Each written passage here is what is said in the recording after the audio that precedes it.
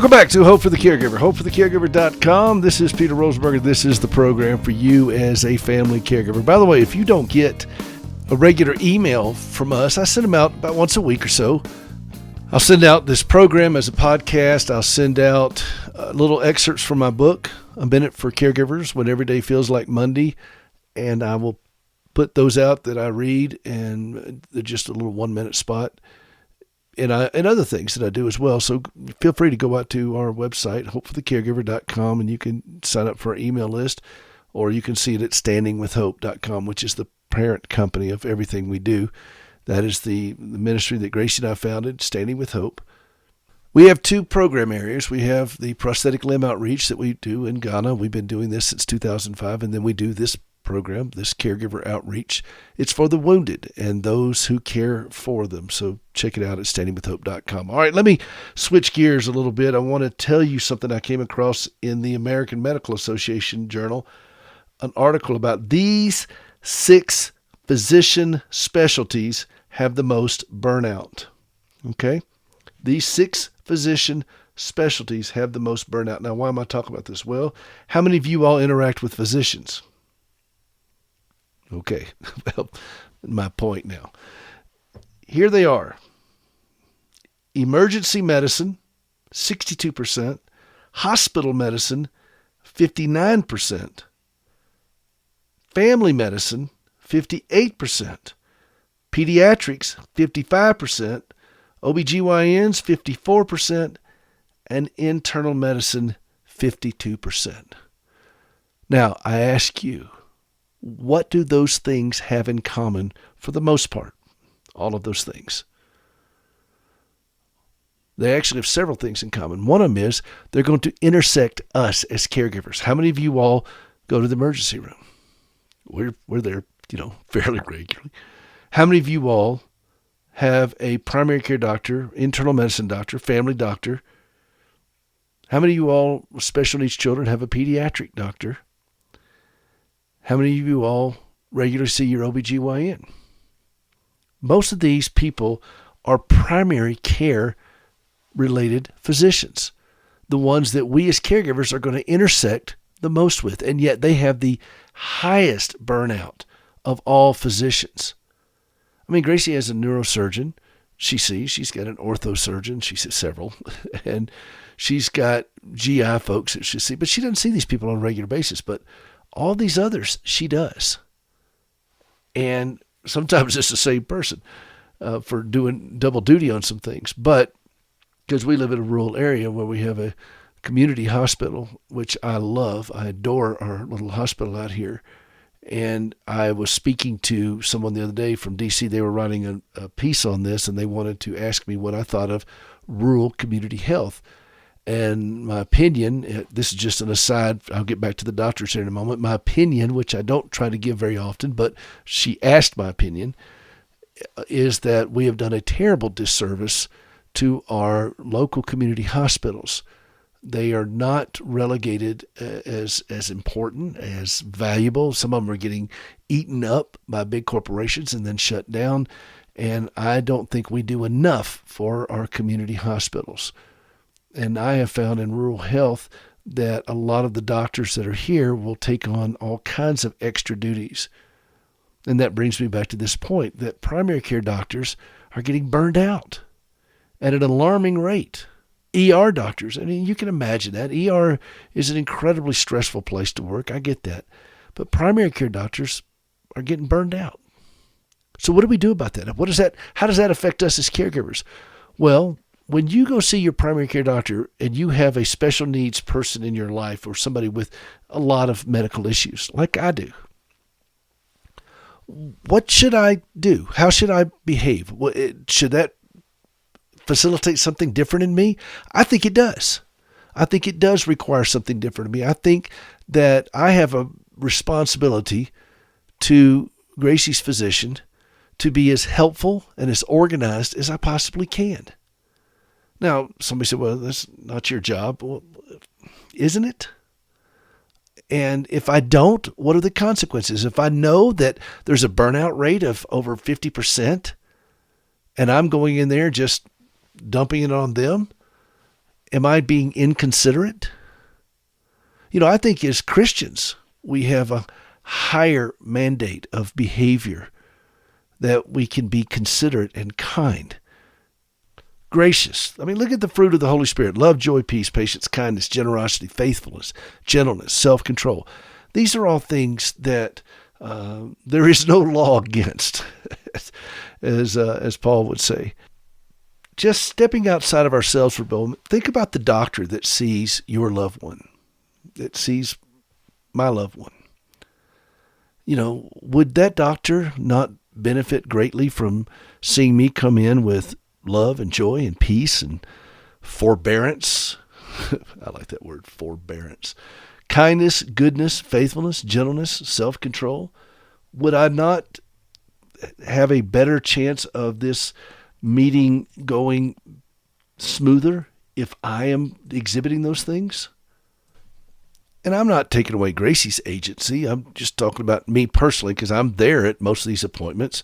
And, if I'm showing up being a pain in the rear to deal with, how do you think that appointment's going to go?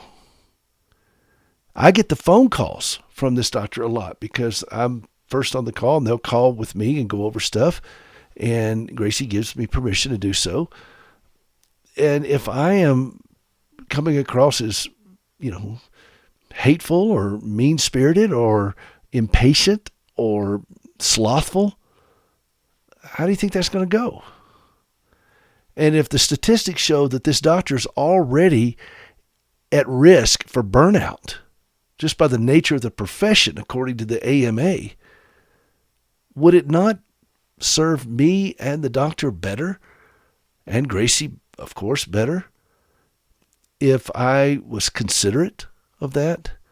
Do you feel like you're considerate of your primary care doctor, of your physician, of your child's pediatrician? Do you feel that they feel you're those things? Have you ever checked with them? Have you ever said, look, I want you to know how much I appreciate the extra time you put into this? A little appreciation goes a long ways. And it's okay to pull them aside and say, thank you. I know we're paying them. That's their job. But they're putting in a lot of time for our loved ones because our loved ones require a lot of times. They're not profit centers for most doctors and medical facilities. Even though the bills are astronomical, the comparative times that is spent usually eat up all the profits. And that's just the way it is. I'm not here to debate the economics of the healthcare system of this country. I'm just simply saying, can we show appreciation? Can we be considerate? Can we show them what it looks like to have a Christ-centered caregiver? And how we are doing this as unto the Lord and exhibiting these things that are indicative of a Christian. You ever asked your doctor, is there anything specific I can pray for you? Don't put them on the spot in the sense that you're doing this in a public forum. Just say, I'm leaving. As you're leaving, say, look, I want you to know how much I appreciate this. We pray for you. Is there anything specific that we can pray for you for? That kind of stuff. It never hurts to ask. Just people want to be treated with kindness, and we're there a lot. And part of the journey of going through the things we go through as caregivers of someone with a chronic impairment is that we're going to be visible to all of the staff at a medical center, from the receptionist to the lab workers to, name it. We're all, we see them all. Physical therapists, the pharmacist. These are people who have very important jobs and very high stressful jobs. I'm not discounting our stress. I'm not discounting our importance. I'm just simply acknowledging theirs. Do we show appreciation to them and thank them? Are we aware that they're human beings who have difficult things in their personal life, and they have to put those on hold and deal with people's problems all day long and people's sicknesses all day long? Emergency room. I can't imagine the stress they have. Now, I've been in a situation where I've had emergency room doctors who were just wonderful, and I've had them that they were just jerks. And I remember I got really crossways with one of them.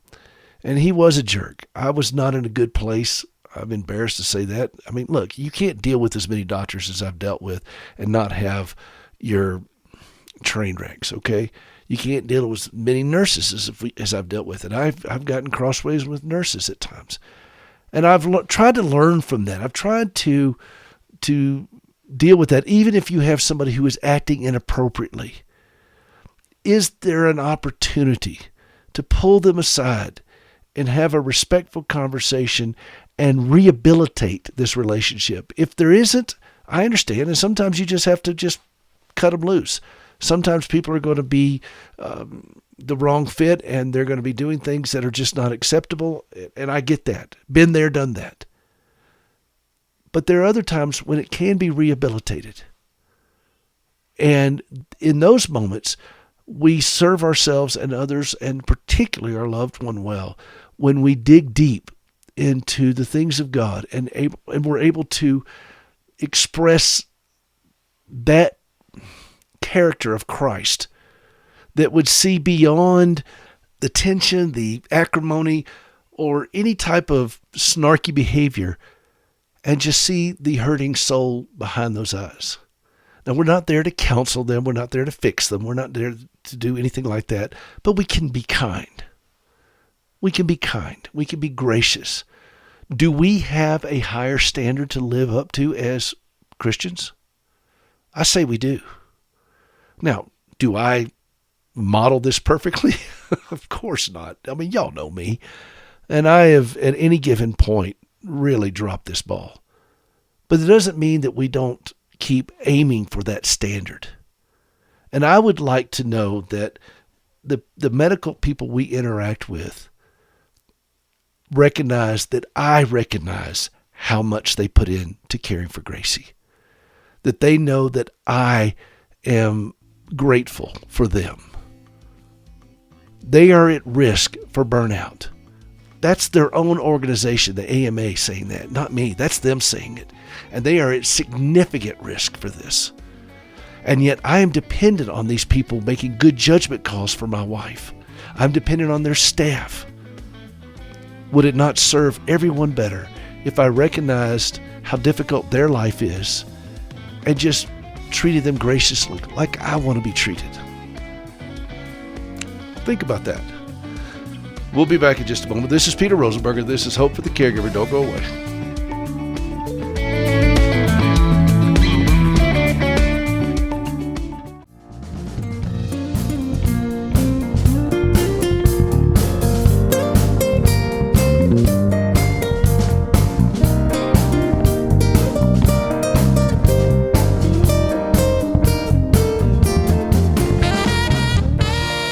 Welcome back to Hope for the Caregiver. This is Peter Rosenberger. This is the program for you as a family caregiver, hopeforthecaregiver.com. I want to, while we're on the subject of doctors, I talked about this a long time ago, and I've every now and then touched on it, so I'm going to revisit this because there are new people joining this audience all the time, and plus this is a pretty good refresher when it comes to dealing with doctors. I have 3 P's, P as in Peter, 3 P's as we deal with doctors a lot, because as caregivers, we're going to. And those 3 P's are real simple to remember. Number 1 is, you might want to write this down. No, you don't have to write it down. You will be able to remember this. Be prepared. That's the first P. Be prepared. It's a business meeting. Treat it as such. Be appropriate for it. Be professional. Okay, this is still on number 1 P. Be prepared. So always be on time. That's part of being prepared. And come with a list of questions and concerns. No more than 5. 3 is usually the best number. And that does 2 things. Number 1, it maximizes the appointment. But it also forces you as a caregiver and your loved one to, if they can, identify what is the biggest issue that we need to walk away with some direction on? What is the second biggest issue, and what is the third? Once you have those things down cold, then you go in there and you get what you need out of the appointment. You are paying this physician for their expertise, whether it's refilling a script, checking out something that's going on, following up on something, whatever it is. But you don't want to, oh, I forgot about this kind of thing. Write it down. Be prepared. And that means you conduct this thing as a business meeting. You know what you want to get out of it. And always do this after every appointment. What's the next action step? What's the next action step? That's all part of being prepared. Okay? So that's the first B. How's that? That's pretty good, isn't it? Second one, be polite. Okay, that goes back to what we talked about, the Les block. Just being gracious, be polite, but you're not subservient. Now, you may not know the science of your loved one, but you know your loved one. I have a PhD in Gracie. I have a double PhD in Gracie. I know Gracie. I don't know the science of all the things she goes through, but I know her. And I am a valuable member of this team. You could ask any of her doctors, and if they weren't constrained by HIPAA laws, they would tell you. But they find it helpful to deal with me when it comes to a lot of high pressure situations, when we have to move quickly, when there are a lot of moving pieces going on. They engage me. They know that I can keep up, and I've had more than a few of them share with me that they are grateful that I can speak the language, I can keep up. And I've learned that over the years. I've had to. Now, I didn't learn this in music school. That's for darn sure. But I learned it. And I understand all the history that's involved with Gracie more than anybody else. I know her history. So I'm polite, but I'm not subservient. And I remember I told, some of you may remember this story, but I had this one doctor who was really being quite rude, and he got some things wrong. And he wanted to come in there and chew on me a little bit, chew on us. And I never forget, I just looked at him, and I wasn't being a jerk or anything, but I was being blunt and frank with him. I said, look, I've been taking care of her since you were in junior high school, so let's keep this in perspective, okay? And, he backed down from that. He recognized that I have what I like to call caregiver authority. And you do too, by the way. I don't know if you wield it. Now, that's the question. Do you wield caregiver authority? And wielding it takes self-control and discipline and graciousness and all that kind of stuff that we talked about in the last segment with the fruits of the Holy Spirit. Do you know the fruits of the Holy Spirit apply to us as caregivers?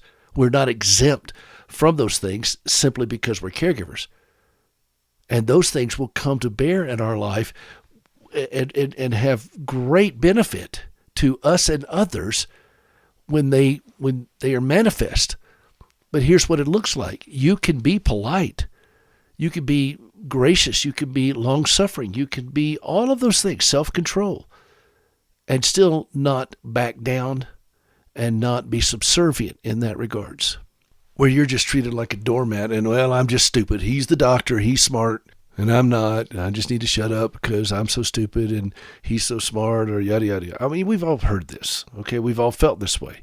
But just as an informal survey, how many of you all know that doctors make mistakes? That nurses make mistakes? That hospitals, physical therapists, lab work, all that are prone to human error? Well, of course they are. And it's going to happen. Billing offices make mistakes. Do you know that? Yes, of course you do. So what are we going to do when that happens? Are we going to be gracious? Are we going to be jerks? Are we going to be kind and considerate? Are we going to roll over? Are we going to be what? And I suggest to you that when mistakes are made, that we try with great self-control and discipline, but graciousness, to get back up on the main road. Now, if a mistake is made where permanent damage is done and so forth, there are legal paths that you can take, and you deal with that with legal counsel. I'm just talking about in human interaction. Can we be polite without being subservient? And I suggest to you that not only can we must.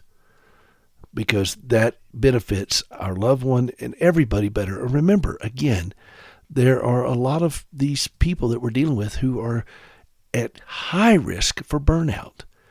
And the last thing that's going to help us or our loved one is when we come in there with guns a-blazing, or we come in there slothfully, or we come in there ill-prepared. And don't you think that this whole thing is going to go smoother for you if your loved one's doctor knows that they can count on you to be professional, to be polite, to be appropriate, to be prepared? Okay? So that's the second P. So the first P is be prepared. The second P is be polite. And the third P is stay out of the pharmaceutical conversations as much as possible. You may not be able to, totally, but you can do it as much as possible. Because your opinion, unless you are a pharmacist or a trained medical doctor, your opinion is just that. It is your opinion, not your experience, not your training. And the words that we want to use as caregivers as much as we can is in my experience. I have witnessed, I have seen, I recall that this happened. This is factual information that we have experience for.